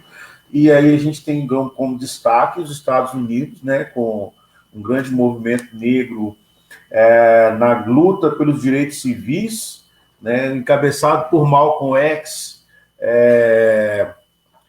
Martin Luther King, né, e a gente tem hoje ainda aí na essência e admirando a Angela Davis, dentre outras personalidades que fizeram uma diferença na luta racial, na luta antirracista. E o movimento negro no Brasil também de suma importância para a construção de tudo que nós temos hoje, né? Nós não podemos falar nessa questão que está em voga hoje, discutir o racismo, sem a gente lembrar do movimento negro que vem antecedendo essa formação que a gente tem hoje, né? Então, aqui em Belo Horizonte, eu posso dizer de movimento negro, eu falo em Marcos Cardoso, que tem um livro fantástico que fala que é o movimento negro em Belo Horizonte, Macota Kizandembo, que hoje é a diretora de políticas públicas de igualdade do município de Belo Horizonte, né? Nila Barbosa, Ione Gonzaga, várias mulheres, vários homens que estiveram à frente do movimento negro em Belo Horizonte, e isso na mesma linha do movimento negro no Brasil. Isso é extremamente importante, por quê? Porque querem a todo momento tirar a legitimidade da essência da nossa luta. Então, quando a gente vê as colocações de meritocracia, as colocações humanistas, quando as pessoas começam a trazer os pensamentos de Morgan Freeman, que temos que ter a consciência humana e não consciência negra, se nós não temos um movimento negro eficaz, efetivo e combatível, sempre na resistência, nós não tínhamos essa força que nós temos hoje, que é de lutar pelos nossos espaços, pela ocupação de poder, pela nossa formação e, sobretudo, pelas políticas públicas, né? Então, quando a gente vem ver um movimento negro, ele não é só um movimento negro que vai para a rua para poder gritar e para poder fazer acontecer nesse sentido. E muitos dizem até como se fosse algazarra. Não, o movimento negro ele é muito concatenado nas suas ideias, nos seus pensamentos e, sobretudo, na busca pela capacitação das pessoas pretas. Por isso que nós sempre lutamos por essa questão das ações afirmativas, e as questões afirmativas nós temos que entender o seguinte: ações afirmativas, elas são nada mais, nada menos que reparação histórica. E essa reparação histórica é uma forma indenizatória do Estado reparar aquela falsa abolição aonde ele não dá educação, né? E as pessoas que não sabem a essência da ação afirmativa, a ação afirmativa, por si só, ela extingue. Porque muitas pessoas são contra as ações afirmativas e elas pensam que as ações afirmativas são ad eterno. Não, na verdade, ela vai ter um processo longo, mas o neto daquele que foi beneficiado com a ação afirmativa, provavelmente ele já não terá mais necessidade. Por quê? Porque o avô dele não foi um pedreiro, nem um lixeiro, e aí todo respeito a todas as profissões, mas o avô dele se tornou alguém com um curso superior e que teve a oportunidade de se ingressar no mercado de trabalho, de passar num concurso público e dar uma condição melhor de vida, porque o Estado brasileiro ele indenizou quem sofreu, as famílias que perderam os torturados. Mas ele não indenizou em pecúnia e não deu pensão para aquele que perdeu os seus parentes torturados e escravizados. Então, o primeiro ponto que a gente tem que pensar é nessa questão. E ações afirmativas, elas vão para além do que a gente pensa. Então, por isso que o movimento negro e todas as vertentes defendem as ações afirmativas que começaram nos Estados Unidos na década de 60, impulsionada por Kennedy e companhia, que perceberam o grande déficit entre negros e brancos. Então, foi necessário que se fizesse ações afirmativas, e lá hoje a gente já tem em média de reparação num montante de quase 70% da população preta beneficiada pelas ações afirmativas. E, pasmem, o Barack Obama é oriundo de ações afirmativas e de cotas. Então, nós temos que pensar um movimento negro que, de fato, move. Ele move na unicidade, ele move na sua unidade, que a gente chama unidade negra, e ele tem vários projetos para além de pleitear também. O movimento negro, ele procura cada vez mais, ele está fazendo capacitação das pessoas. E o movimento negro, além do MNU, né, nós temos aí o movimento negro unificado, nós temos vários tipos de movimento negro. Nós temos, por exemplo, as comissões de igualdade racial, que é um tipo de movimento negro dentro do segmento de um conselho de classe, sobretudo voltado para as questões jurídicas, que é o que nós defendemos, um racismo aplicando a legislação vigente e também lutando a todo momento para a mudança dessa lei. Então, o movimento negro é isso. O movimento negro é fazer girar, é fazer pensar nas políticas públicas, é buscar a igualdade, buscar uma luta eficaz de políticas públicas de igualdade para todos e todas que que tem a sua ancestralidade, a sua ascendência em pessoas negras. E é importante eu também falar uma coisa aqui, que o movimento negro ele luta por uma questão que está dentro do racismo institucional, que é a aplicação da Lei 10.639, de 2003, que obriga nas escolas o ensino da história da África, da história afro-brasileira e indígena. E, infelizmente, as escolas, tanto no âmbito municipal, estadual e federal, não aplicam essa lei, porque não é interessante que o Estado brasileiro mostre a verdadeira história do Brasil e faça uma desconstrução naquela criança que já nasce num lar racista e vai replicando o racismo a todo momento, porque quando ela conhecer a história do negro que foi, de fato, escravizado e que reis, rainhas, príncipes, princesas foram trazidos para cá, grandes engenheiros e também a medicina natural, trazido de todos os rituais da África, né? Dá para se assustar. Se pegarmos as igrejas de Ouro Preto, Tiradentes, aquilo é engenharia africana, feita pelos grandes pensadores dentro dessa ciência, africanos que estavam aqui, até o próprio cultivo de várias plantações, todas são práticas trazidas da África. Então, assim, essa riqueza ela não é mostrada em âmbito nenhum. O movimento é isso, o movimento negro é trazer essas questões. Hoje, o movimento negro lutar contra a violência policial é super importante, mas lembrando que esse movimento negro de hoje, ele não é nada, ele nunca será nada sem o movimento negro que, desde que iniciou, trazendo essa base e esse fortalecimento para todos nós. Eu quero aproveitar, William, para quem está nos assistindo, para acessar lá o meu canal no Instagram, @Gilberto Silva ADV. A partir do dia 26, estaremos fazendo vídeos, várias postagens em relação a racismo estrutural, racismo institucional, sobre crimes raciais, que é importante que a sociedade tenha conhecimento das questões de crimes raciais. Mas, enfim, esse é o movimento negro, é um movimento de unidade, é um movimento de força das pessoas pretas, nada mais, nada menos que pleiteando os seus direitos, que são violados a todo momento pelo Estado brasileiro. Muito bacana. William. Gilberto, já te passo a palavra aqui. A gente está dia 26/6 agora? a partir do dia 26 do 6. A partir do dia 26 do 6, eu vou começar a fazer uma postagens destrinchando a Lei 7.716 de 89. Posteriormente, farei de injúria racial e farei vários outros vídeos que dá para acompanhar pelo IGTV, vídeos pequenos, justamente para não ficar cansativo, mas bem explicativos, destrinchando a lei em todos os sentidos e trazendo as jurisprudências atuais também. Tá ótimo. Eu vou passar a palavra aqui para o professor Marcos Antônio, professor Marcos Paulo. A gente já está em 1h20 minutos, e aí queria ver se a gente consegue fechar 1h30, porque a gente está com todo o pessoal que está acompanhando, que acompanha a gente do início, está acompanhando até agora. Eu acho que está todo mundo bastante interessado, os assuntos estão muito bons. E aí eu queria dividir ali em 5 minutos para o professor Marcos Antônio e 5 minutos para o professor Marcos Bianchini, para a gente selar esse trajeto nosso.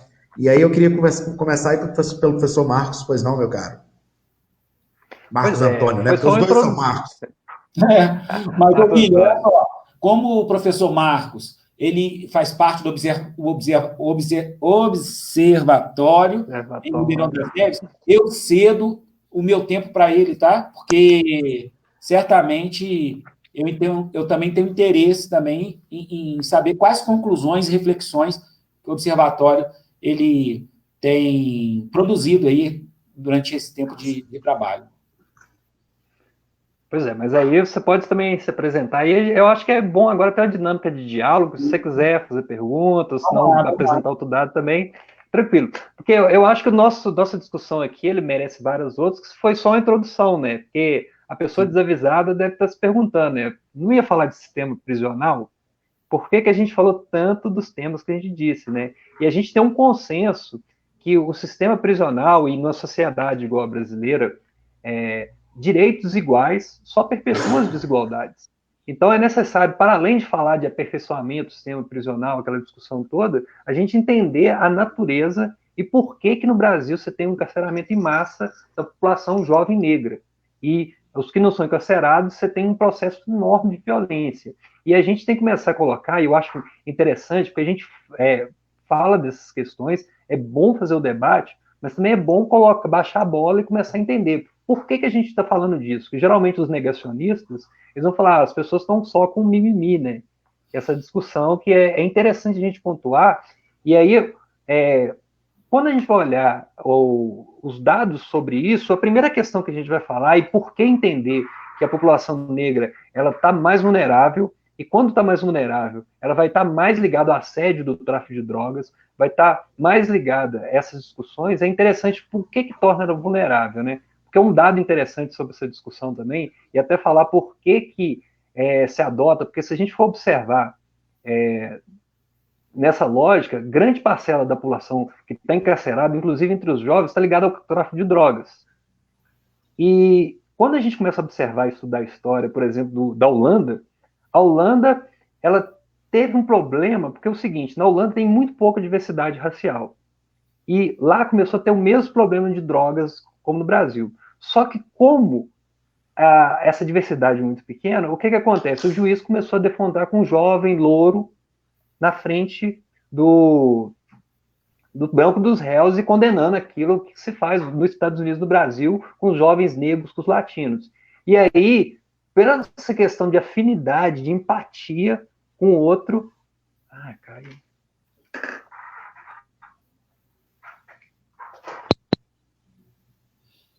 Enquanto o professor Marcos ele termina lá, o William? Meu celular caiu. Sim. Teve um problema com o celular lá. Pois não, professor Marcos Paulo. Olha só, nós temos aqui alguns comentários, né? Colocar aqui na tela, do Gleison Moraes de Lima, falando, o professor Rogério Greco, em seu livro Direito Penal do Equilíbrio, enfatiza que o direito penal tem seu público-alvo, tem cor, cheiro, aparência, classe social. Como regra, foi feito para um grupo determinado de pessoas, que vem justamente na esteira daquelas conclusões que nós tivemos aqui hoje, né? Que é justamente o direito penal seletivo, né? Que é usado como instrumento de uma maioria, justamente para perpetuar a manutenção e a prevalência de poder sobre uma minoria. Infelizmente... Pode falar, doutor. Desculpa interromper, o Gleison é um grande amigo aqui do município de Ribeirão das Neves também, e ele também é formado em Direito, tem todo um conhecimento e atua também dentro da seara do direito penal, e ele tem toda a propriedade, não só para falar na questão técnica, mas também com a questão prática do dia a dia, o que nós presenciamos tanto, né? Eu acho que é a mesma realidade e o mesmo sentimento de repulsa no que diz respeito a essa seletividade, que parece que está tão enraizada que a gente não consegue enxergar, de fato, os problemas e as nuances das questões da seletividade no sistema prisional. É isso mesmo. Tem uma questão interessante aqui, que a gente também trabalha muito no direito penal no dia a dia, né? Que é até nosso professor Felipe Almeida, a teoria de Ginter e Jacobs e o direito penal do inimigo pode fomentar ainda mais essa seletividade. O direito penal do inimigo, para aqueles que não entendem, o Jacobs, ele vem justamente em decorrência de atentados terroristas, há um recrudescimento do direito penal, onde se nega o direito ao terrorista, ele se torna um inimigo mesmo. Aí existem dois objetos de direito, tem o direito do cidadão e o direito do inimigo, e o inimigo não tem direito. Mas só que pega dessa questão, né, do terrorista e observa a aplicação do direito penal do inimigo para além, né, de sujeitos que, vamos dizer assim, pode ser etiquetado pelos delitos, pelos crimes, né, que praticaram, depois de sentença penal condenatória, transitaram em julgado. E até não também, né, porque o direito penal do inimigo diz respeito a uma prevalência de prisões preventivas, né, de encarceramento antecipado, de antecipação de cumprimento de pena. Então, o direito penal do inimigo, além de aumentar essa seletividade, ele vem ainda tratar a seletividade como inimigo, destituindo essa população de direitos, né, com antecipação de cumprimento de pena, que se dá por meio de prisões cautelares e outras coisas mais, e também até mesmo tratamento dentro do sistema penitenciário. Então, essa é a minha posição. E aí, doutor William, o senhor acha isso mesmo? O doutor Gilberto?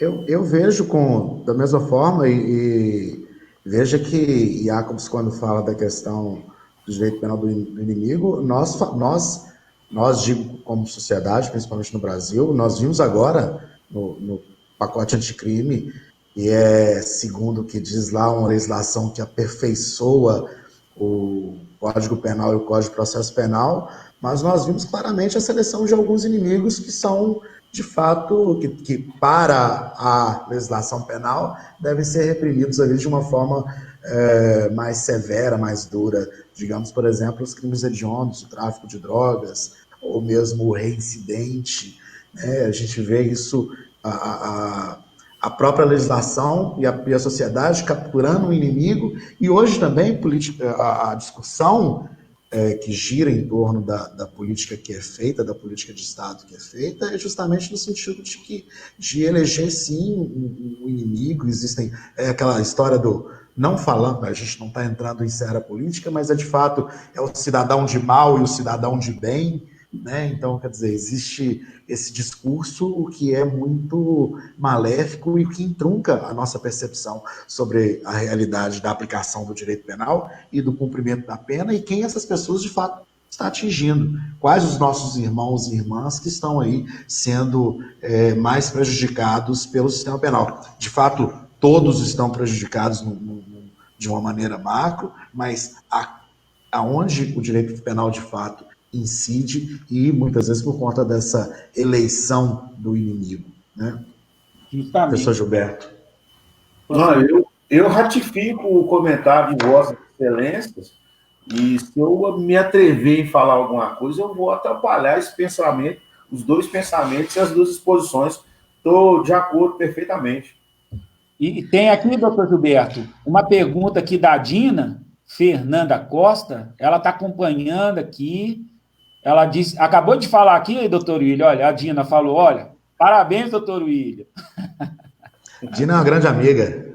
né? E ela vem aqui fazer uma afirmação, não uma pergunta. Ela fala, enquanto não tivermos política de reparação histórica, será impossível que se abra mão das separações existentes no cerne da sociedade, que vem justamente na esteira daquilo que o doutor Gilberto falou, né, doutor Gilberto? Justamente. As reparações históricas, elas são fundamentais para essa desconstrução desse racismo e desses pensamentos de supremacia. E é importante a gente ressaltar também que ações afirmativas, elas não se atêm somente a concurso público e ao ensino. Se nós percebermos, e se eu perguntar para todos que nos assistem o nome de 10 atrizes e atores americanos, certamente serão falados com a maior facilidade. Se perguntarmos de brasileiro, vai lembrar de Lázaro Ramos, a esposa dele, um ou outro. Ou seja, as ações afirmativas, elas têm que acontecer em todos os lugares, justamente para tentar fazer essa reparação e colocar as pessoas em pé de igualdade. Então, é momento de parar de que as pessoas negras sejam na televisão somente faxineiras, cozinheiras, motoristas ou então bandido, né? Ou, no máximo, aquele que faz o papel épico de escravo. Mas, se tiver indagação, mas temos a Maju, nós temos um ou outro que destaca, nós temos que lembrar que somos 57% da população. Então, enquanto tiver uma Maju, não tem reparação em sentido algum, e muito menos um projeto avançado de desconstrução do racismo. É importante que tenha a Maju, mas é importante que tenhamos Majus. É importante que venhamos reconhecer que o racismo atinge até o futebol, onde o goleiro preto é questionado e muitas das pessoas dizem que o goleiro preto não tem capacidade de agarrar, tendo visto o que aconteceu com o Barbosa. E uma reflexão, me falem o nome dos treinadores pretos e o nome dos diretores de futebol pretos. Aí fica um gancho para as equipes de futebol, e aí as equipes em geral fazerem também ações afirmativas, porque o particular também tem a sua obrigação de fazer ação afirmativa. É isso mesmo. Diz respeito, até tem um termo no STF chamado horizontalização dos direitos fundamentais. Direitos fundamentais não diz só a respeito do Estado com o cidadão, com a sociedade, não. É horizontal também, entre o cidadão ou o cidadão, né, professor? Né? Professor, doutor, amigo. Olha só, aqui o Denis De Luca, o doutor William, que fala. Oi? O Denis De Luca, né?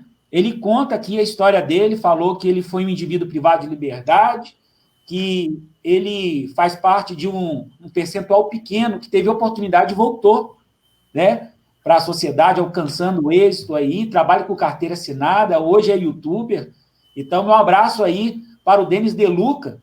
E ele conta também que ele tem uma filha que agora, dia 29, faz um ano, a esposa é negra, e ele sabe o que é o racismo, ele enfrenta essa realidade, né? Então, é isso aí, o Denis De Luca. É triste, e nós estamos aqui promovendo esse momento de reflexão justamente para que a nossa voz não se cale, né? Mas que a gente venha trazer essas reflexões e essas angústias para todos aqueles que nos assistem e estão ao alcance aí da nossa página.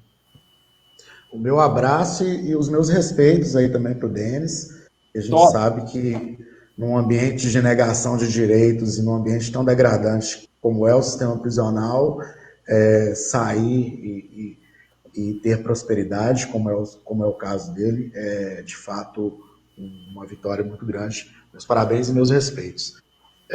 O professor Marcos Antônio, parece que ele está de volta aí. Está de volta? Tá, deixa eu colocar ele aqui. E aí, professor Marcos? Gente, a internet caiu, achou um lugar aqui que dá para entrar. Bem na hora que eu ia explorar os dados, hein? Pois é, e a gente acabou cobrindo uma boa parte aqui, com algumas considerações, mas pois não. Mas é coisa breve que eu queria discutir, porque a primeira coisa que a gente faz quando vai discutir isso é pegar o IDH. E se a gente for observar o Atlas de Desenvolvimento de Ribeirão das Neves, entre a população negra e entre a população branca, há um certo abismo, porque o que acontece? O IDH, que é o número que tem, ele é 6,880 para a população negra. Isso classifica o IDH para a população negra de Ribeirão das Neves como médio. Já para a população branca de Ribeirão das Neves, esse IDH é 0,701. Então tem um abismo aí. Mas se eu pego esse IDH e boto outro componente, você vai ter o seguinte: se eu for observar em Belo Horizonte, o IDH de Belo Horizonte é 0,764. Então, ser negro em Belo Horizonte, a população negra em Belo Horizonte, ela vive um IDH maior do que Ribeirão das Neves. Já a população branca em Belo Horizonte, o IDH é 0,886. Quando a gente fala esse tanto de número, a gente começa a assustar um pouco e não consegue entender, mas basicamente, se eu pego a população negra de Ribeirão das Neves e comparo com a população branca de Belo Horizonte, há um abismo, um apartheid, ao nível, por exemplo, uma população vive nas condições mais ou menos Índia, nas condições de qualidade de vida, e a outra vive na Noruega. Então, dentro dessas discussões, quando a gente pega esse dado, e aí a gente vai observar que em vários quesitos, por exemplo, a educação, se for pegar a diferença de quem faz ensino superior, a população de Belo Horizonte, 12% da população negra acesso ao curso superior, segundo o censo 2010. Já a população branca é 35%. Então, a gente está falando de ações afirmativas, a gente não está falando da necessidade, quando a gente pega os dados empíricos, a gente observa. Outro dado que é brutal, assim, que é uma coisa absurda, é a renda média. Se eu pegar a renda média dos moradores de Belo Horizonte, da população negra, a renda per capita é de R$ 917. Já da população branca, a renda per capita é 2.159. Então, mais de 2 vezes. E a renda média, isso segue as mesmas coisas. Então, quando a gente fala de ações afirmativas, dessa necessidade de atender e de destruir essa desigualdade, a gente está falando desses dados. Então, a gente não está falando da discussão no vácuo, enfim, que as pessoas têm mais ou menos direitos. A gente está falando de não acessos e é necessário que as leis e a justiça ela tenha tentado. Por isso a importância das ações afirmativas. Tentei resumir rapidinho aqui, mas se você for observar todos os indicadores que a gente está analisando, tanto em Belo Horizonte e quem trabalha em Ribeirão das Neves, o nosso corre é esse, né? Comparar Belo Horizonte com Ribeirão das Neves, porque é absurdo o abismo que existe entre dois municípios que são vizinhos, e mais que isso ainda, né? Se você compara a população negra de Ribeirão das Neves com a população branca, a gente vê a população branca de Belo Horizonte, a gente vê esse enorme abismo, né? Então, a necessidade dessas discussões. Verdade. Muito bacana mesmo, professor Marcos. Eu quero fazer aqui algumas considerações finais, mandar um parabéns para a filha do Denis, que a gente estava falando agora há pouco, que ela faz aniversário dia 29 agora. Os parabéns, que tenha muita saúde e felicidade. Quero agradecer também aqui outros amigos que já entraram, a doutora Valdilene, a Dina, a Georgina. Quero agradecer imensamente a presença de todos vocês, começando pelo Dr. Gilberto Silva, que vem nos trazer dados, informações importantes e também a realidade vivida diuturnamente na advocacia e no ativismo, né? Que eu sei que emprega com tanta preponderância. Agradecer muito ao professor Marcos Antônio, mestre, doutorando em Sociologia pela UFMG, um grande amigo também, que nós temos intensas discussões, sempre positivas. O professor Marcos Paulo Bianchini, que sempre está sempre de coração aberto, e a Faculdade Pitágoras aqui em Ribeirão das Neves formou uma excelente parceria com a OAB aqui do município. Para mim é um grande prazer novamente tê-lo conosco. Enfim, eu queria abrir para cada um de vocês, por quem quiser começar aí para fazer seus agradecimentos e considerações finais. Quero desejar uma excelente noite para Vossas Excelências e nossos agradecimentos imediatos. Doutor Gilberto. Por favor, doutor. Obrigado. Agradecer imensamente, William, seu convite, essa abertura da Faculdade Pitágoras e parabenizar novamente por essa iniciativa tão importante, a boa recepção do professor Marcos Paulo e também a companhia e a troca de ideias e pensamentos do doutor Marco Antônio. Então, assim, agradecer todas que nos assistiram, as pessoas mais chegadas, as pessoas que a gente ainda não conhece, certo de que estamos prestes a construir uma sociedade mais justa, mais igualitária e com idealismo de busca de paridade, de igualdade, de isonomia, mas que isso não seja apenas uma utopia, que isso seja uma realidade, não reforçando o pensamento humanista, mas é necessário nos tornarmos mais humanos também em relação a uma série de coisas, dentre todas que nós discutimos aqui, e, sobretudo, das faces que o racismo se apresenta, porque o racismo mata, o racismo leva à depressão, o racismo leva ao suicídio, o racismo emudece pessoas, o racismo exclui. Vamos pensar em todas essas questões, é hora de fazer reflexões, mudar a nossa conduta e seguirmos sempre no simples pensamento, mas no profundo pensamento. Vidas negras importam.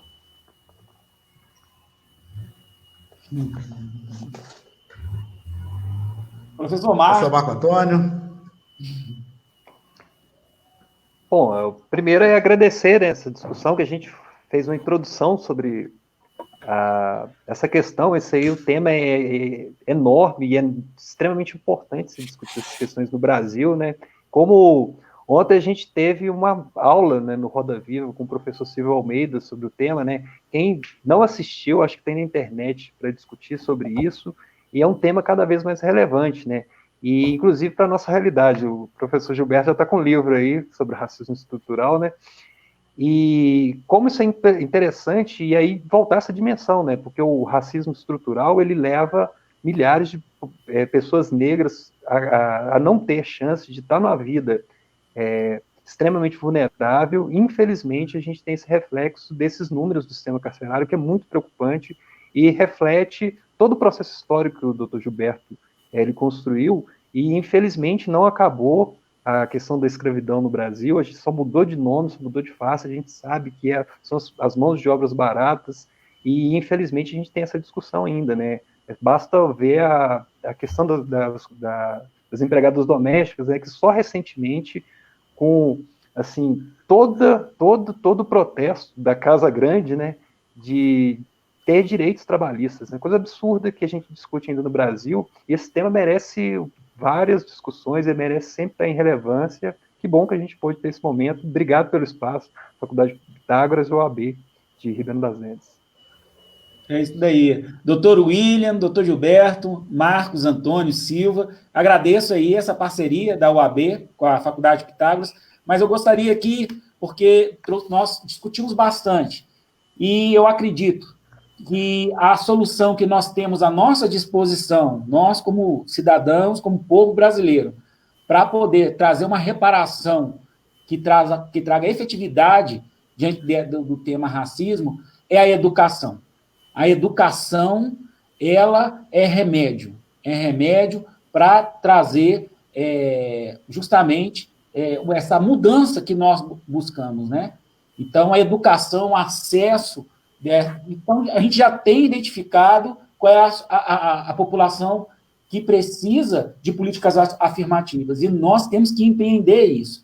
Nós temos tanto a Constituição Federal, como a legislação infraconstitucional, como o próprio doutor Gilberto citou aqui, que determina a introdução do estudo da história da África, dos povos indígenas, né, doutor Gilberto, que são legislações que são álibi, né, que sem efetividade e aplicabilidade, observância nenhuma. A educação, ela é a solução para essa questão. E eu digo que é porque eu sou negro. O doutor Gilberto está aqui também, o William também, né? E o Marco Antônio também está aí, né, Marco Antônio? Então, a gente percebe que o que foi diferencial nas nossas vidas foi a educação. A educação transformou a nossa vida.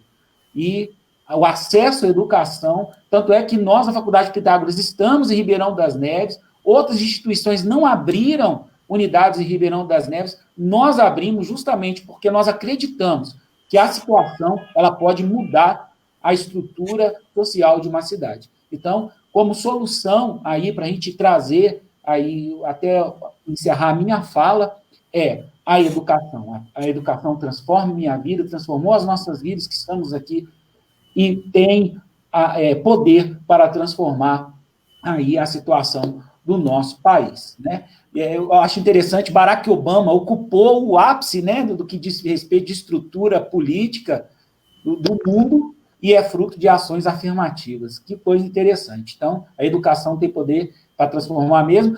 E eu não posso, William, terminar antes de mandar um beijo para minha mãe, que está assistindo a gente aqui. Um beijo, minha mãe. Um abraço. Muito obrigado, meus amigos. Tudo de bom, gente. Um prazer, um abraço.